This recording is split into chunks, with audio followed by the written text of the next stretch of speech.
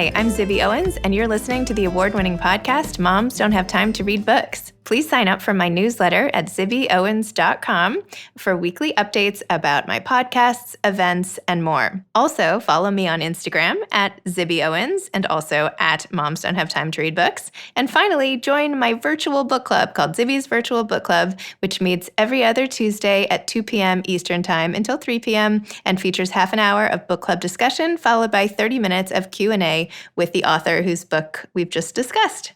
You can sign up on my website, zibbyowens.com, under the Virtual Book Club section, or even on Instagram under the link in my bio. I hope you'll find me in all these different channels and enjoy this podcast. Hi, I don't know if you guys know this or not, but I have an anthology coming out called Moms Don't Have Time To, a quarantine anthology. And it comes out on February 16th and has essays by 60 plus of the authors who have been on this podcast.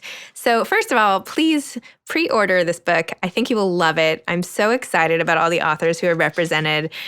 Just to give you a few, Chris Bajalian, Jewel Parker Rhodes, Ashley Prentice Norton, Gretchen Rubin, Rima Zaman, Eileen Zimmerman, and that is just from the first page of the multi-page table of contents. So please pick up this book, Moms Don't Have Time To, a quarantine anthology. It's available anywhere you buy books, Amazon, bookshop.org, and your local independent bookstore. So please pick up a copy. And also, I want to invite you listeners to my fundraiser / launch party the night it comes out on February 16th, a Tuesday at 7 p.m. Bookhampton and the Children's Museum of the East End are co-hosting it for me, and 50 of the authors who wrote essays in this book, as well as many of the amazing authors who blurbed this book, who wrote little praiseworthy quotes at the front, will be there, and you can be there too. So if you go to my website, zibbyowens.com, and just click on Anthology and go to Book Tour, you will see a whole fundraiser section. And for $50, you can attend. You'll get a copy of the book, and you'll get to schmooze on Zoom with all of these amazing authors. This is like going to be the literary happening of February. So please come. I would love to see you all in person on Zoom, I guess, but even see some of your faces. I know so many of you are really loyal listeners, and that makes me really happy. All proceeds of the book and the fundraiser are going to the Susan Felice Owens Program for COVID-19 Vaccine Research at Mount Sinai Health System, and it is named after my husband's mother, who passed away from COVID over the summer, which many of you followed along on Instagram as I recounted that horrific experience. So all the proceeds are going there. The cost includes the price of a book. So thank you for supporting this effort and for supporting my book. I can't wait to see you there. Thank you so much to today's sponsor, Three Righteous Mamas. Are you looking for a new podcast? I mean, keep listening to mine, but you can add one to the mix. We recommend you check out Three Righteous Mamas, where three all-American moms who are Latina, Muslim, and queer talk about the issues of the day with some of the biggest change makers and thought leaders in our world. These three mamas are on a mission to transform our country and celebrate the power and hope of pissed-off mamas who are building a better future for all of our children. There's no podcast quite like it, so check it out on whatever platform you get your podcasts on. David Sedaris is the author of the books Let's Explore Diabetes with Owls, Squirrel Seeks Chipmunk, When You Are Engulfed in Flames, Dress Your Family in Corduroy and Denim, Me Talk Pretty One Day, I think that was my favorite of all of his books, Holiday on Ice, Naked, and Barrel Fever. He's a regular contributor to The New Yorker and BBC Radio 4. He currently lives in England, and his latest collection of all of the best essays that he's written is called The Best of Me. David has been nominated for 5 Grammy Awards for Best Spoken Word and Best Comedy Album. A feature film adaptation of his story COG was released after a premiere at the Sundance Film Festival. And he can always be heard annually since 2011 on a series of live recordings on the BBC Radio 4 called Meet David Sedaris. In 2019, he became a regular contributor to CBS Sunday Morning and has his own masterclass, David Sedaris Teaches Storytelling and Humor. There are over 16 million copies of his books in print, and they have been translated into 32 languages. In 2018, he was awarded the Terry Southern Prize for Humor, as well as the Medal for Spoken Language from the American Academy of Arts and Letters. In March 2019, he was elected as a member into the American Academy of Arts and Letters. In 2020, the New York Public Library voted Me Talk Pretty One Day one of the 125 most important books of the last 125 years. Welcome to David. Well, thanks for coming on Moms Don't Have Time to Read Books, especially to talk about The Best of Me, your latest collection of all-time great essays, which is fantastic. Oh, right. I mean, I usually, when a book comes out, I go on a book tour, and it feels like, oh, a book came out. But, because of everything that's going on, I couldn't really go on any kind of a book tour, so I didn't really feel, I didn't feel anything. So it's almost like it didn't happen? Yeah, it's a lot like it didn't happen. Well, I'm sorry to hear that. Well, I'm sure you've been entertaining a lot of people as they've been at home, even if it doesn't feel that way to you. I don't know. I mean, usually I go on these lecture tours, and so, reading things and you hear their response. But if you don't, it's like publishing something, in a magazine now. I mean, I don't have any idea if it works or not. I never got to hear anybody react to it, or not the reactions that I'm used to. Like, I'm not interested in a reaction like on Twitter. That doesn't interest me, or in the comment section, or that I'm never. You can pay me to look at any of that. I mean, I was looking at a book. It was a book that I really enjoyed, an audio book. I love audiobooks. And William Maxwell, who was an editor at The New Yorker for years and years, I remember a story that he had in the magazine in 1979, and it came out, I think, in 3 different installments. And I just couldn't wait for the magazine to come out so I could read more of it. And it's called So Long, See You Tomorrow. And then I just realized there was an audio recording, and it was him reading it when he was in his 80s, him reading it. And gosh, he coughs sometimes and his voice is really weak and it trails off. He's a perfect person to read it. He's not overly dramatic. He doesn't do different voices for the characters. And that's the kind of thing drives me crazy. Anyway, it was such a fantastic book and so wonderfully read.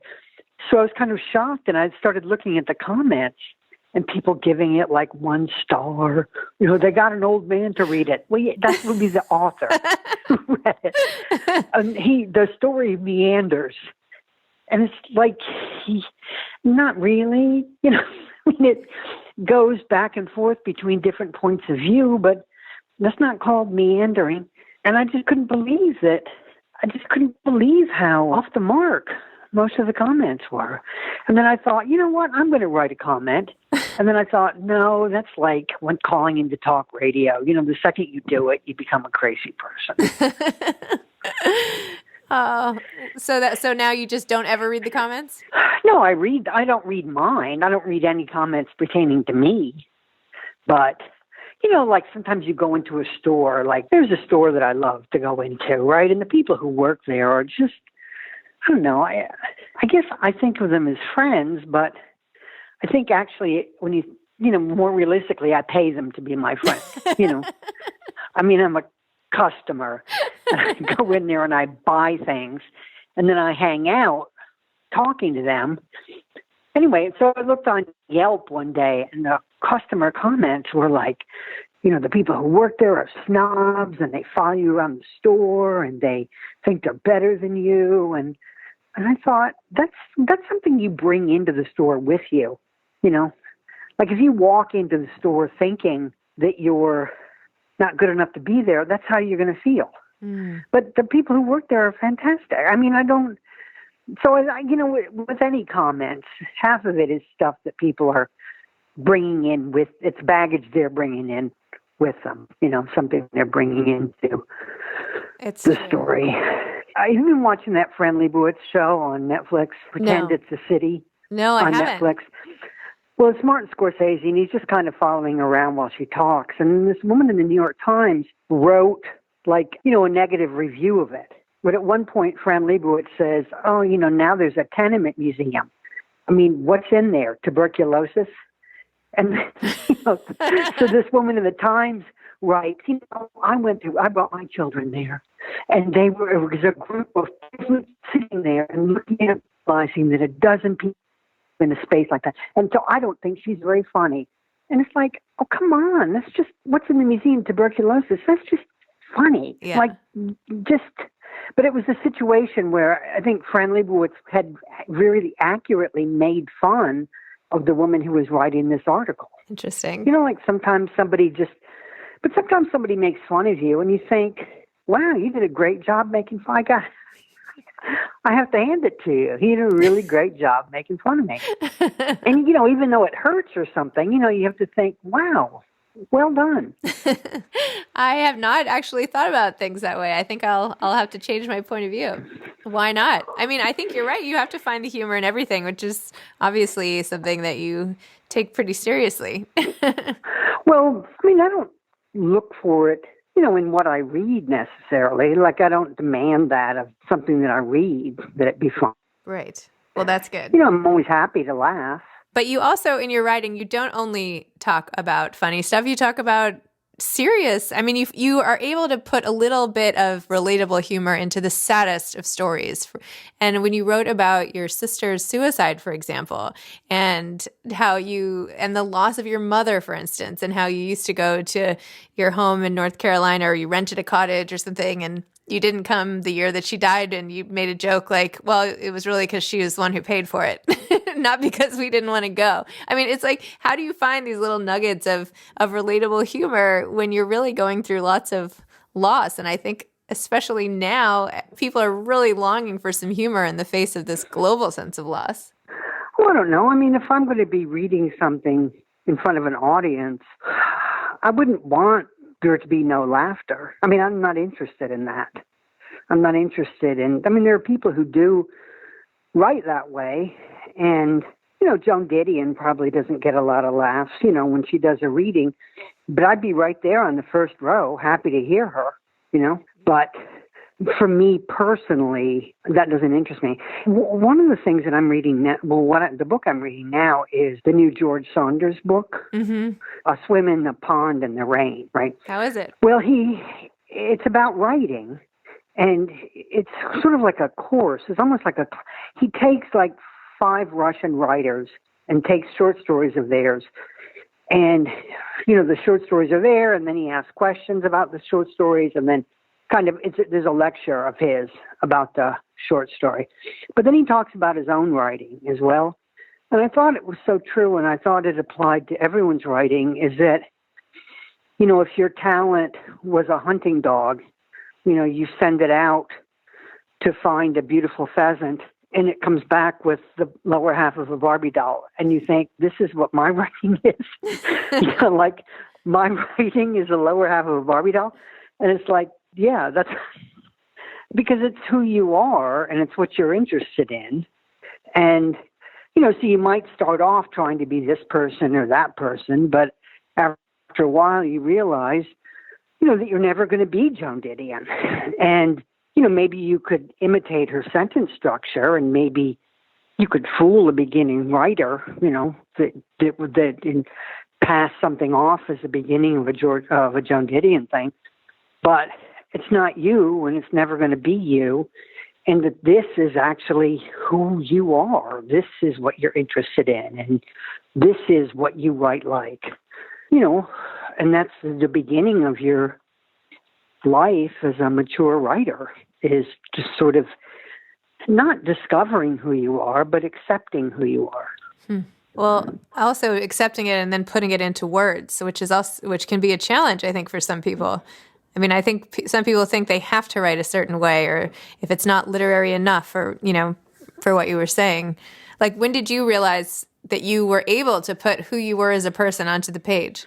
When I was like 27. I mean, I'd been writing for 7 years by that point, but I think when I was 27, I kind of accepted myself as the writer that I am. And I thought, okay, there's no point anymore in trying to be anybody else. This is who I am, and this is what I'm interested in, and this is what I sound like. And I'll try to improve the writing of it. I'll try to improve my craft and try to tighten things up and try to make the word-by-word writing better. But this seems to be who I am. I remember when I just moved to Paris and David Remnick took over at the New Yorker, and then he came to Paris and met with me, and he asked me if I would write for the magazine. And I said, I'd had some shouts and murmurs in there, but that was all. And I said, I don't think I have a New Yorker essay in me. And he said, I'll be the judge of that. I'll be the judge of what's a New Yorker essay. Because when I sat there and I tried to think, I am writing a New Yorker essay, I just froze. And so we've kept it that way. I send them everything I write, and they decide what's a New Yorker essay. I don't have a clue. If it has the word content in it, it's probably not a New Yorker essay. Do you know what I mean? But other than that, I really don't have a clue. Wow. And I know your whole life you've been very open. Well, maybe not your whole life. Maybe since age 27. You're just super open about your family and your relationship and all the things that come in and out of your mind and just inside and out. How does everyone around you feel about that? And how did you get up I don't know if it's courage or what, just to be able to say, you know what, I'm going to just write about all these people? Well, when I write about something in my family, I give it to them first, and I run it by them. Mm-hmm. Not my father, because he's 97, and I always figure he'll be dead by the time the book comes out, or the article comes out, or, so why bother him with it? But everybody else, I run it by them first. My brother lately, has a lot of stuff he doesn't want people knowing. And Hugh had said to me a while ago, my boyfriend Hugh, he said, well, you need to write that anyway. And it's like, no, that's crossing the line. If he doesn't want people knowing those things, I can't. Mm-hmm. Why would I destroy my relationship over that? I'll just wait till he dies. I feel like you might have to be a little worried to be a part of your family these days. You're just sitting there waiting for people to drop over. Yeah, I kind of am. They cough, and I'm on the edge of my seat. That must make Thanksgiving lots of fun. But I don't know. There's so much fake writing about family. So often I just don't believe it. On television, I rarely believe a family. Rarely, I love you, bro. I got your back, sis. Nobody talks like that, or nobody who I want to spend any time would ever talk like that. I don't remember. I don't think I've ever told anyone in my family that I love them. Why would I do that? To say it on the phone, or to say, Christmas, thank you for the gifts, but the greatest gift is your love. I think I show it, but I don't I don't know. I have a really hard time believing it when somebody says it. Are you the only one who doesn't say I love you in your family, or does nobody say I love you? Nobody does it. Nobody. No. You might put it at the end of a letter or an email or something. Love, But no, there would be no point. We would just laugh at. If my sister Amy said I love you, I would laugh at her, and I would hope she would do the same to me if I said it to her. We just doesn't.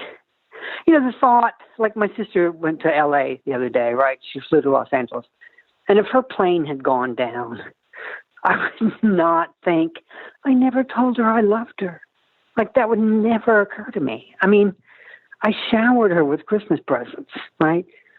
So that's, if her plane went down and I hadn't gotten her anything for Christmas, yeah, I'd feel bad. But to think, I never said I loved her. It sounds like so love is taking the form of Christmas gifts. Well, yeah, you show you love somebody. You don't have to say it if you showed it. Okay. It's fine. I'm not being in any way critical. I was just asking. No, I feel like it's the same with children. My parents never said they loved us, ever. And we just would have thought, okay, what do you want? If they had said it, we just would have thought, what is this, Lee? What do you want? You're manipulating me, but why? That's what we would have thought. When my grandmother had dementia right before she passed away, my uncles and my dad were all together with her. And one uncle said to my dad, how is she? And she said, well, she told me how much she loved me. And they were like, oh, no, she must not be doing well at all. So I think they can probably relate to that environment. Wow. Well, in terms of your writing, how much of this obviously you're always thinking and reflecting on all the sorts of funny stuff or just the way the world works and everything. How often do you sit down to write, and how often do you write like just for yourself versus with an eye towards publishing it somewhere? I write every day. Every day I get up and I go right to my desk and I write. And I write probably from 10 until like 1 or 1:30, and then I go back to my desk at 8 o'clock until 9:30, and then I have dinner. I just spent a week working on something that just came to nothing, just fell apart. It just disintegrated. And I think when I was younger, I would have thought, well, that line is funny and that line is funny, and then tried to build a scaffold around those two funny lines. But, now I'm just old enough to admit defeat. And then I moved on to something else. It's not for anything really. I don't agree to write. Like my agent will approach me and then say, like recently, she said, The Guardian, the magazine, the newspaper in England, they want you to write 1,000 words on the subject of home. And I said, well, give me a few days and let me see if it appeals to me, because I don't want to say yes and then be stuck. I'd rather just write it and then see if that's the thing that fell apart, So I started on it, and I guess I could just take a different angle, but the deadline's already passed, and so I just thought, I'll just leave it behind and move on to something else. I don't expect everything to work. I'd like for it to, but sometimes I get bored with things, and I abandon them because of that. I don't destroy the file. I keep it. Sometimes a couple of years from now, you turn back and then you think, oh, that's what this is all about. Or, oh, it's easy. Why didn't I see earlier how to fix this? But, I don't know who wrote that. You work every day without hope. Not without hope, but without expectation or without, that's probably a rule. You should never quote a phrase when you can't remember the two most important words in it. But that's right. and that was an interesting thing, too, that George Saunders said in his book, that if you sat down to write a story about two dogs fucking, you're going to write a story about two dogs fucking. And sometimes it's nice you set out to write about something, and then you realize in the second paragraph, oh, look, I'm going over here now. And I just, you can either try to rein it back and write about the two dogs fucking, or you can just see, oh, what's over here? I'm going to follow myself over here, because maybe over here there's a much richer subject. I don't know if you've seen, there's a new movie out called Our Friend, and it's based on the National Magazine Award winning article by Matt Teague called The Friend. And in it, he writes about losing his wife, but the article ends up becoming about the friend. And in the movie, at least, when they're talking about it, he says, well, I thought that you were writing all this time about Nicole. And he said, so did I, right? But the whole point is that it became all about the friend. And that's not what he even intended to do. Yeah, I imagine the libraries are full of books, that the author didn't intend to write. I don't like to, I often feel like if I'm going to write about, a specific incident, sometimes I just feel like I'm, you got to force somebody into the car and you got to get them over there, and then you've got to force them over here. And then like I'm moving pieces rather than following where the story goes, if that makes any sense. Yeah. It's interesting because you're writing nonfiction, but there's a way that it can still be like a process of discovering. There's a way that you can be telling the story you didn't, you wind up telling a story you didn't mean to tell. Mm-hmm. There's a story in Best of Me about my sister Tiffany, the one who committed suicide, and I said in the story that the last time I saw her, I was in Boston and I was at Symphony Hall and I was doing a show, and she showed up there, and I had them close the door in her face. I didn't allow her into the backstage area where I was.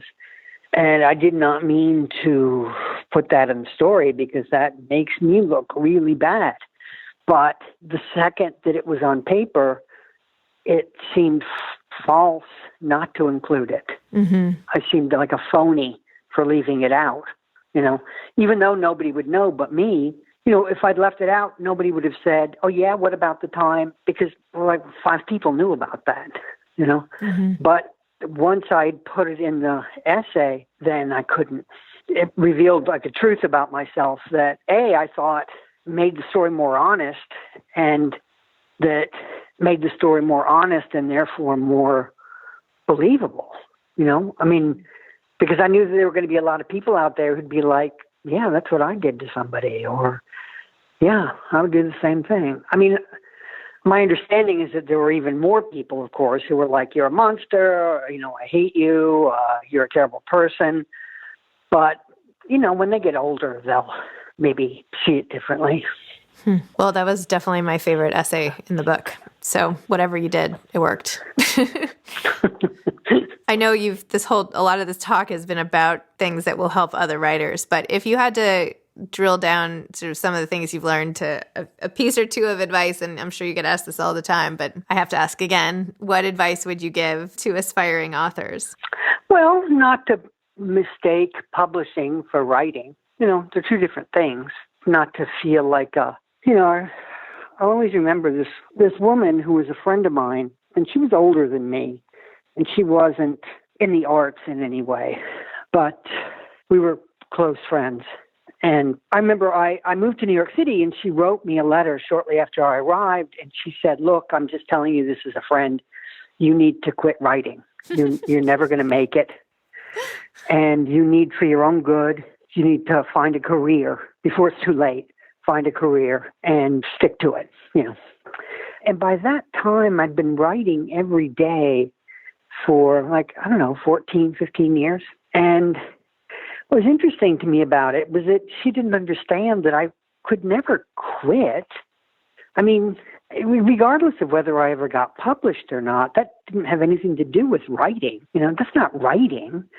That's publishing. And those are 2 different things, right? I went to art school, and some of the best artists who I ever met never had a show, not interested in it. Their work is just private, and they do it, get up every single day, and they paint. And they're not interested in going to parties where artists might be. They're not interested in pushing their work on galleries. They're not interested in promoting themselves in any way. All they care about is the work. And the work is amazing to me. So publishing isn't writing. So, when people are like, if I don't get published by the time I'm 25 or by the time I'm 30, I'm going to quit. Well, then quit now, because you're not, do you know what I mean? You're not a real writer if that's your attitude. Mm-hmm. So I think, because I do meet a lot of people when I go on tour who, I'll do a book signing and somebody will come up and they'll say, here's some short stories I wrote and I'd love for you to read them, and, because I really want to get them published. And I never would have done that. Never in 1,000 years would I have done that. Mm-hmm. It's a tricky thing to try to convey, but, people like to help other people. They really like it. But if you force yourself on somebody, you're denying them the opportunity for it to be their idea to help you. And I know that sounds very kumbaya, like how are people even supposed to know that but trust me, pushing yourself on people and hanging out and trying to meet somebody who works as a publicist, or trying to intentionally befriend someone who's an editor at a magazine, that's not the way to do it. All that time you spend scheming and stuff, you spend that time working and writing. And I don't know, it works out. It's like with every writer I know. I don't know, it just works out. I don't know a single person who, bullied people or passed their work on to strangers and, at book signings or mailed their manuscripts to, a published writer saying, can you help me get this published? I don't know a single person who took that path and had it work. So, I mean, the important thing is just to work. And that's what you care about. And then the rest of it just comes if it's supposed to. And again, I know that sounds like kumbaya, but all I ever know is what worked for me.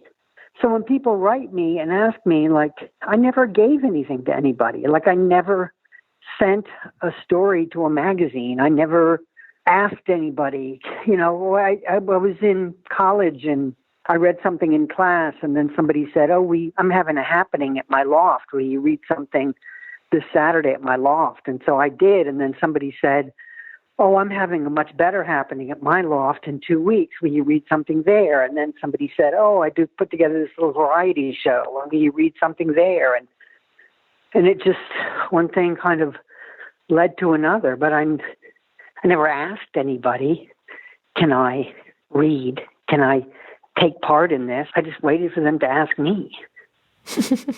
And I don't mean to sound like a jerk, but I mean, it also helps to be the best. I mean, to be, I mean, I don't, maybe not the best, but I mean, to care. I can't tell you how many readings I went to, and then people would just act like they had been mowing the lawn, and then somebody said, you got to be on stage in 5 minutes. And they would, get up there, and they would be dressed like they'd been mowing their lawn, and they would say, well, I don't know what to read. Should I read this, or should I read?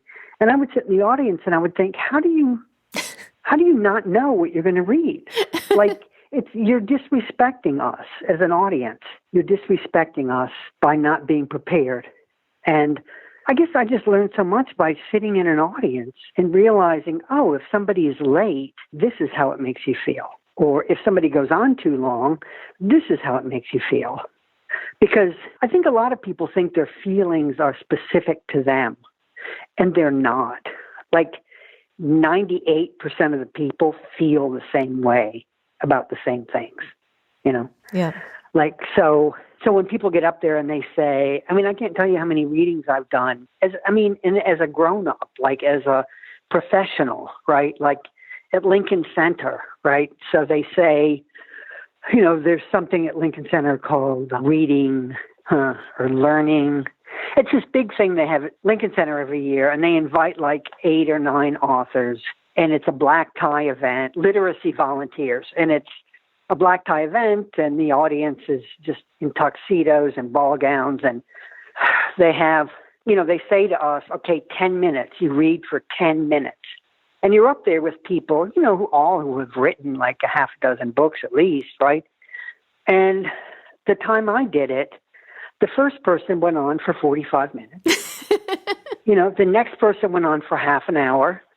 And they were up there thinking, well, people want to hear me for 45 minutes, right? Because I wrote the definitive biography of LBJ. So, and I'm the last to go on. So I'm paying for everybody's tardiness, the audience, and I'm sitting there, and I'm the only one up there who's realizing, okay, the audience had drinks before the thing.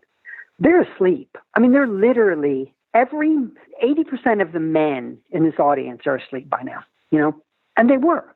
And I was the only one who kept it to 10 minutes. And I had timed it and worked on it and cut it down so it was exactly 10 minutes long. And Oprah was there because they were giving an award to Oprah.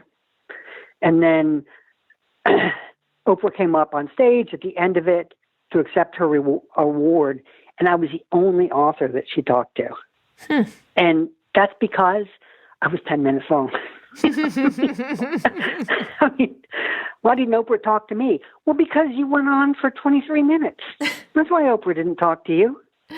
Mental note, stick to the time limit and Oprah will talk to you. Good to know. But I think it's just being aware in all sorts of situations, just when you're reading something, when you realize, oh, I stopped listening. I'm skimming. And then to ask yourself, why am I skimming, right? Why did I stop paying attention? And to realize that if you do that same thing in your own work, right? So nothing to me is worse than a dream sequence. Nothing, right? And so if I write a dream sequence and I'm going to think, well, mine is interesting. No, it's not. It's as boring as everyone else's. It's a dream sequence. So if I were a reader, I'd be skimming over my dream sequence. And that's a good thing about reading out loud before an audience, is because the audience tells you, you're boring me right now. They don't say it, but you can feel it in the room. And if you're like in a 2,000-seat hall, you see that little door. You see the doors in the back of the theater open. It's people going out. They're going out to the concession stand. They're going out to the bathroom. And you don't go out to the bathroom like, if something's exciting, then you'll hold it, right? And then you read it the second night and you realize, oh, people are going to the bathroom and leaving at the exact same time in this story. I bet it's boring. And I need to work on that part of the story. And then you go back to your hotel room and you rewrite it and you read it the next night, and people are, remain in their seats if you're lucky. And it's the same thing with an editor. Like if you have a good editor and you don't listen to your editor, because that happened to me recently. I wrote something and I wrote something for, I don't even remember what it was for. It was my agent approached me and said, oh, can you write about this? And the subject interested me, so I wrote it. And then the editor got back to me, and I just saw all these queries, right, and all these changes that she wanted. And then my first thought was like, you know what, go to hell. This is like, do you know what I mean? $800? I'm not doing this. Just forget it. And then I read her notes, and it was like, wow, these are really good notes. And she's a good editor. And all editors, they all want the same thing. They all want to make it better, right? And then I was really super grateful I didn't act like a baby, because, this is an editor, I'd love to work with her again. Amazing. Well, David, thank you so much. It's been such a pleasure talking to you. I love your advice and all of it. And I'm going to think about the salespeople in the stores who are not my friends, who are nice to me because I'm paying them too. Anyway, but thank you for all of your time. It's really generous of you, and I really appreciate it and have been a fan for so long. So thank you. Oh, thank you. Goodbye. Goodbye. Thanks so much to Three Righteous Mamas for sponsoring today's podcast. And just a reminder again, please pre-order a copy of my book, Moms Don't Have Time To, a quarantine anthology, and go to my website under the anthology tab for the fundraiser. And I hope you'll buy a ticket and join me and I should have mentioned, all proceeds go to COVID-19 research. So please join me for the fundraiser. Thanks so much. Thanks for listening to this episode of Moms Don't Have Time to Read Books. Don't forget to follow me on Instagram at Zibby Owens and at Moms Don't Have Time to Read Books. Also sign up for my newsletter at zibbyowens.com and sign up for my virtual book club and meet lots of authors on Zoom every other week. Thanks so much to Steve and Ryan at Texture Sound for the sound editing. And thank you to Morning Moon Productions for providing this fantastic intro and outro music.